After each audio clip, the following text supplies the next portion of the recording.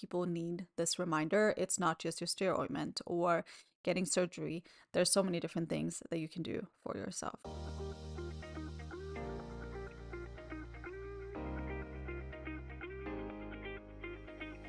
Welcome to the Pelvic Power Podcast. My name is Penny, and I am the host of this lovely space. I am a pelvic floor yoga teacher who teaches people with pelvic pain how to use movement, breathwork, and body awareness to ease and manage their pain while living a pleasurable life.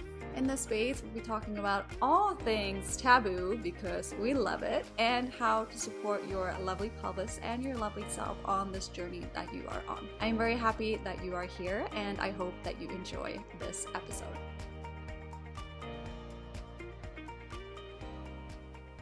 Welcome back to another episode of the Pelvic Power Podcast. As always, I'm very excited that you are here today, that you are tuning in, no matter where you are, no matter if you're in your car, for your walk, having a bath, making food.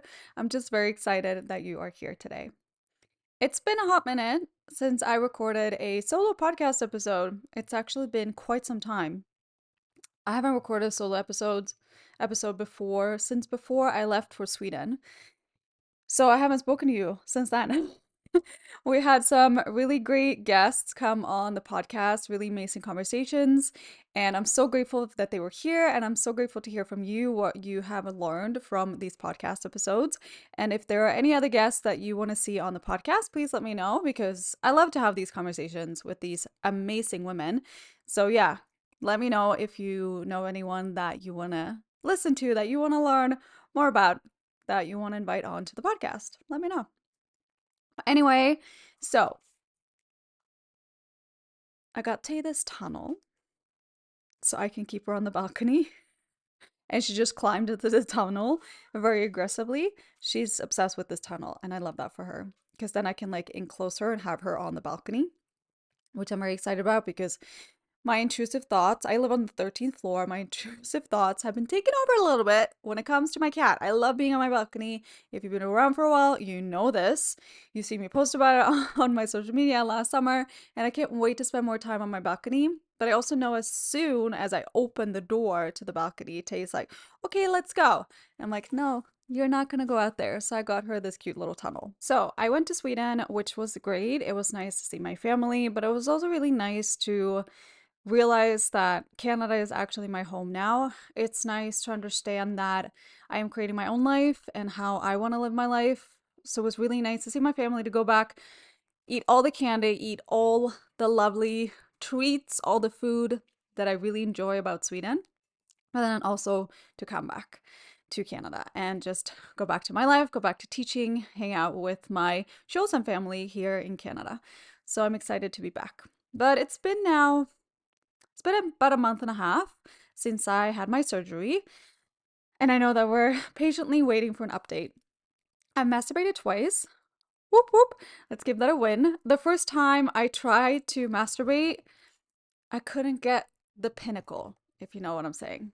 It was still a little bit too early, and I was ovulating, so I was like, fucking horny. What am I gonna do? So I just, made myself even more sexually frustrated. But that's the way the cookie crumbles. The cookie did not crumble, but yes. So that didn't go that well. And then I tried again and it went better. The area is just so fucking sensitive. Like, it's so sensitive. And today, it's almost so sensitive that it's painful.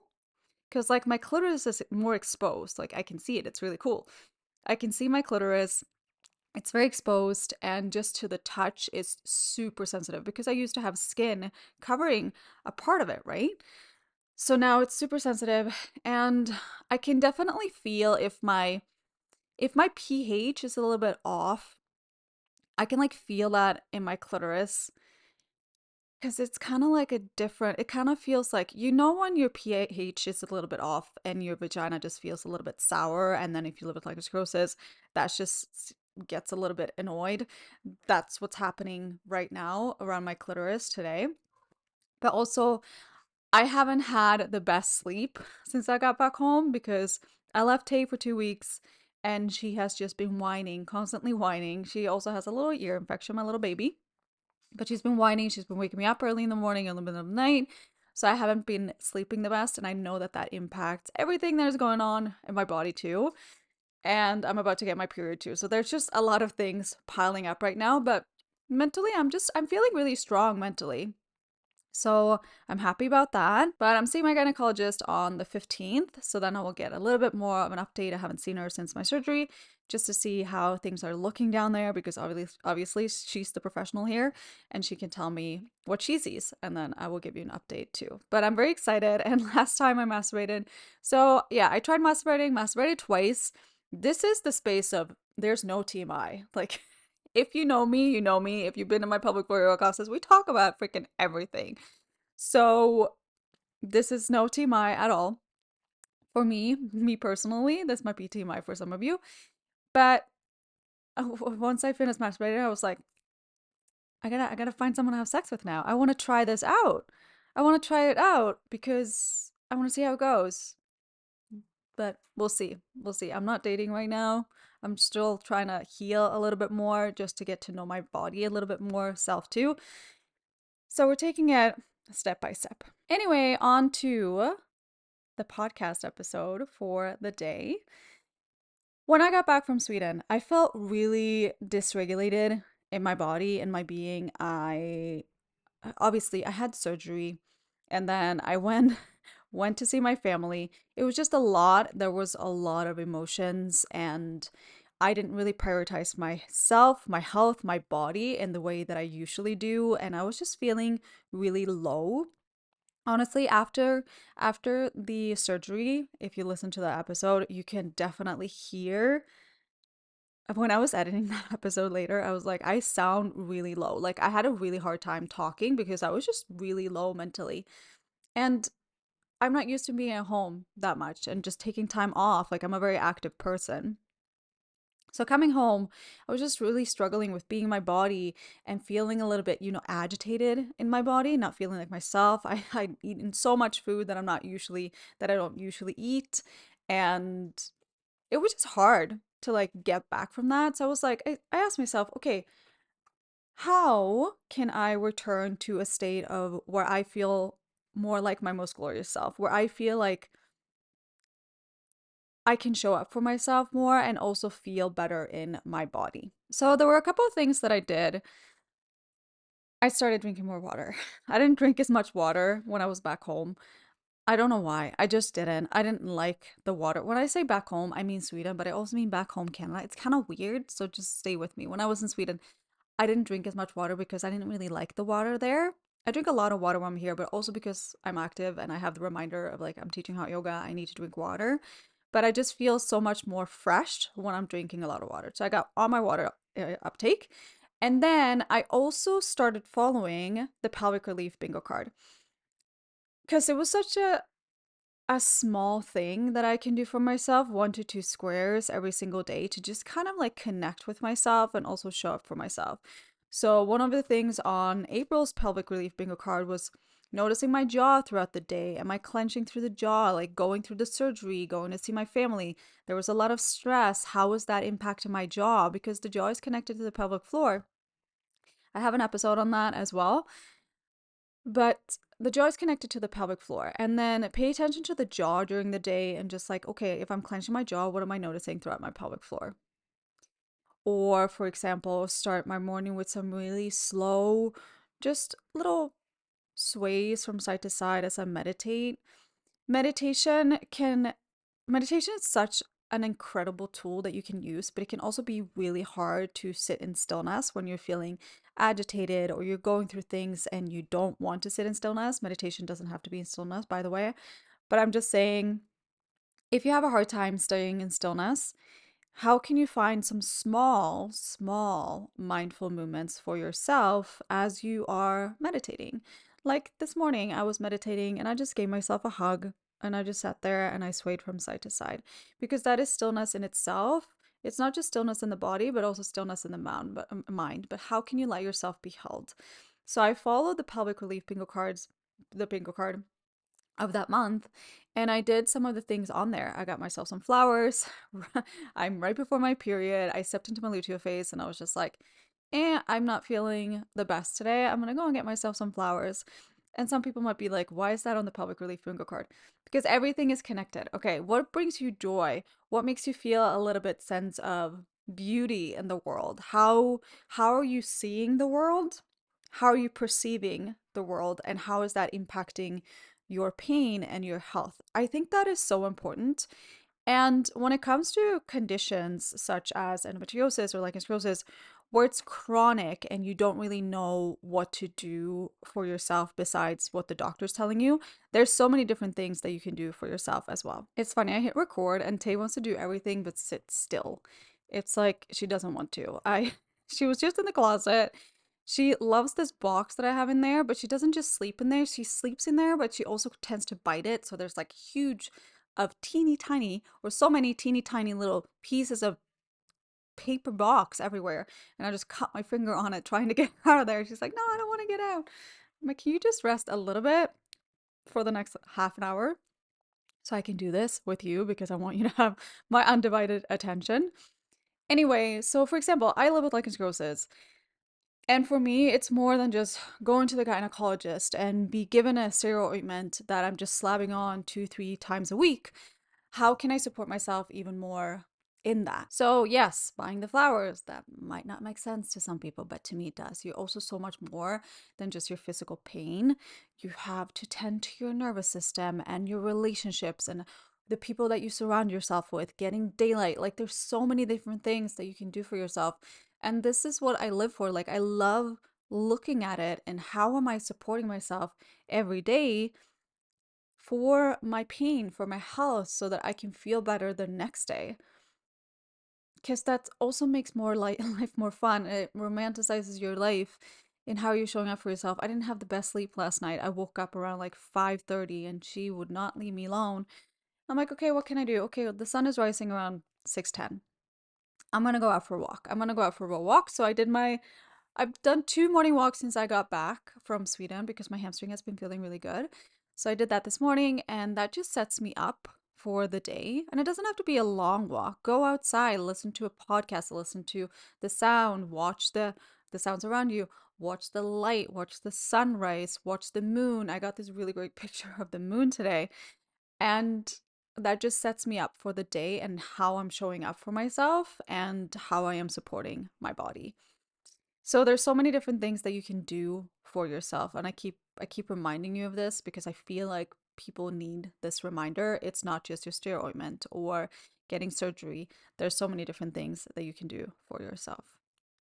So the pelvic relief bingo card is a great way if you feel like I don't know how to start. Maybe you feel like I was on track. I don't like using the term fallen off the wagon. I don't know, it sounds kind of stupid to me. We're never falling off the wagon, but we might be falling out of alignment with ourselves and where we see ourselves going, where we want to go in life. How can you get yourself back a little bit closer to who you know that you truly are and how you like to show up for yourself? The pelvic relief bingo card. Great way to start. If you haven't even started your journey, start there. I will put all of this information in the show notes too so that you can start because there's now a new month. So there is a new bingo card out. You get a new one every month. And I love to hear from my students, from the people in the community in the space that how they are utilizing the bingo card. It kind of makes them feel a little bit accountable. I don't really like that term either, but it's like you're having an accountability buddy, but it's in a cute little piece of paper and you just look at it and you wake up in the morning and you're like, okay, what can I do for myself today? These are seemingly pretty small things that I can do for myself. Maybe I can do two, or maybe I just have the capacity to do one. And then you can also put that as a reminder on your phone. So, for example, I use Insight Timer as my meditation app, and then you can use that as a widget on your phone.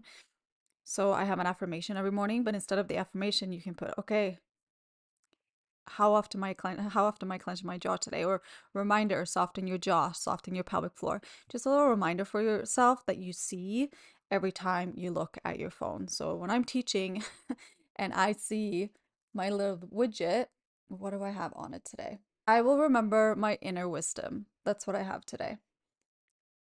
And I will see that as I'm teaching. I will remember my inner wisdom. And it just gives me a little bit of that's a little bit of backbone in where I want to go. So those are things that you can do as well. Another thing that you can do inside the Pelvic Health Yoga membership, we have the Pelvic Relief Path. So we just had someone join the membership. They have all these conditions, all these pelvic pain conditions, and then they also have fibromyalgia on top of that.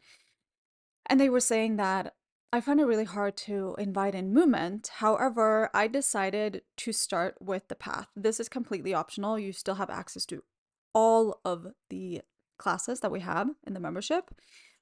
But she said, I decided to start with a path. So she took that decision herself that she was going to do that. And that just goes to show that you have that oomph inside of you that, okay, I'm not feeling the best. I can't move as much because I'm in pain, but I still want to start somewhere. I'm going to make the decision that I'm going to start here. I'm going to start with week 1.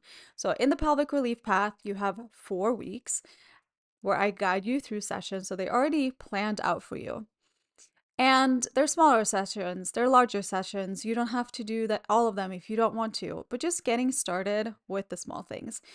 And she was saying that, oh, it takes some time for me to like actually get going in my body and like ease some of that pain that I'm living with, but this is a great way to just start it. And that makes me so happy to hear because yeah, she made that decision for herself that I'm starting with this path and then we'll take it from there. And I'm very excited for that. So that's also one way to start. If you're not in the membership yet, come and join us. We have live and on-demand classes, and we make it easy for you to invite in more movement and also to connect more with yourself and ponder on your journey. Like I ask so many questions throughout my classes so that people can start to build more sense of awareness of how they function and how their body functions.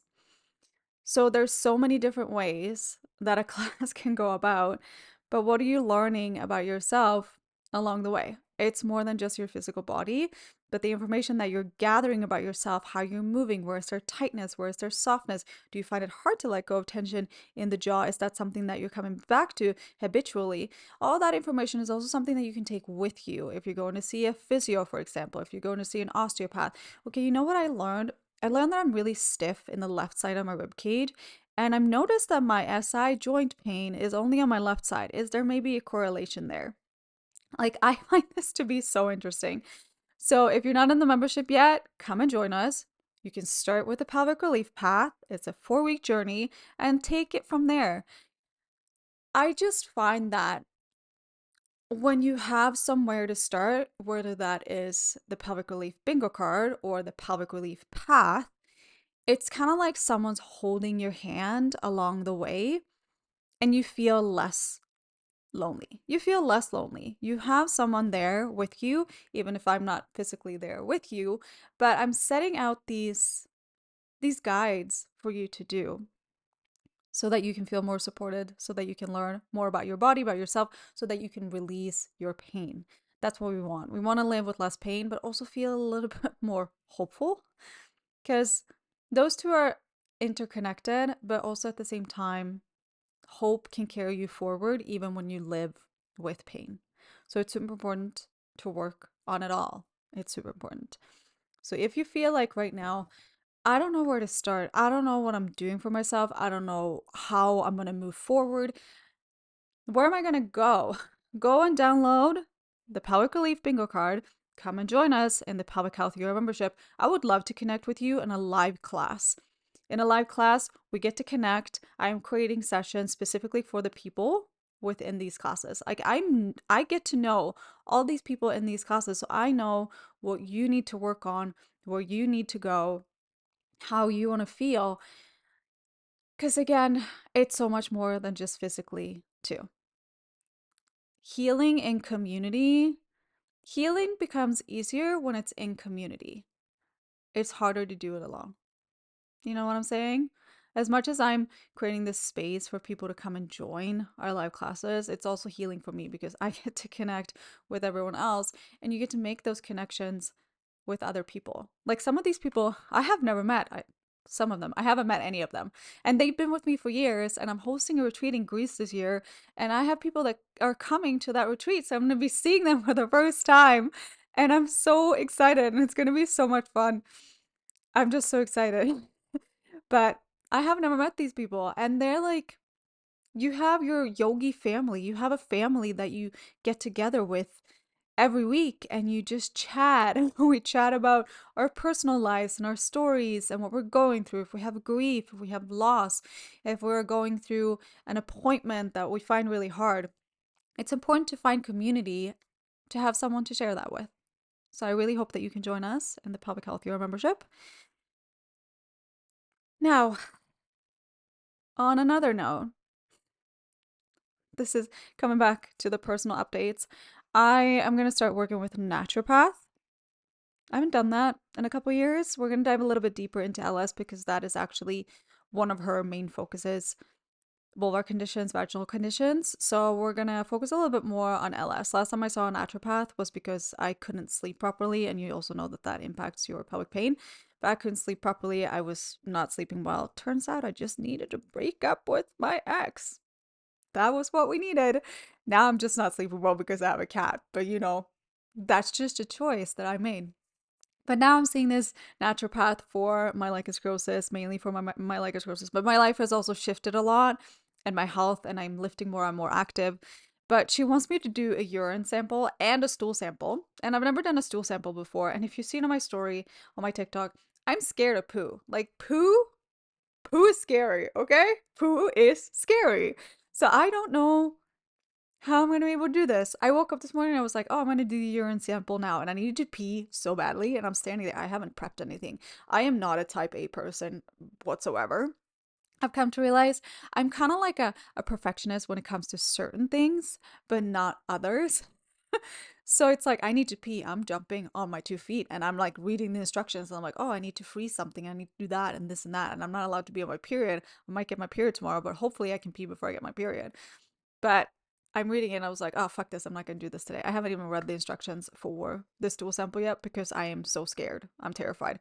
I opened the box and there was this little holder. You know, when you go and get a sausage and you get that little paper holder and not like a little, it's like a little, uh, what do you call it? Yeah, it's like a carton. Does that make sense? I don't even know what I'm saying, but it's a little holder that you have in your sausage. You're supposed to put the sausage in there, my sausage, my poo sausage, the whole log in there, and just like take some samples off of that. Just thinking about it makes me want to throw up.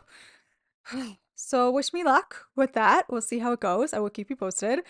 And thank you so much for being here today. And I invite you to think about, how are you supporting yourself today? What are you doing for yourself today? How many little hints did you get of things that you can do for your pelvis just throughout this podcast episode today? I would love to hear from you if you have any epiphanies, any pennyisms, if you found any little golden nuggets. Send me a message, send me an email. That's what I'm here for. Until next time, remember that you are absolutely fantastic. You're a badass. You're a goddess. You have this goddess energy within you. And don't give it just to anyone, because not just anyone deserves it. You're a fucking goddess. Remember that. I love you a bunch. Thank you for being here. Bye. If you love this episode, I will be so grateful if you could leave a rate and review in your podcast app. It would mean so much to me. If you're tuning in on YouTube, feel free to hit subscribe and leave a little comment down below about what you learned about yourself today. Thank you so much, and you have no idea how much I appreciate you for being here.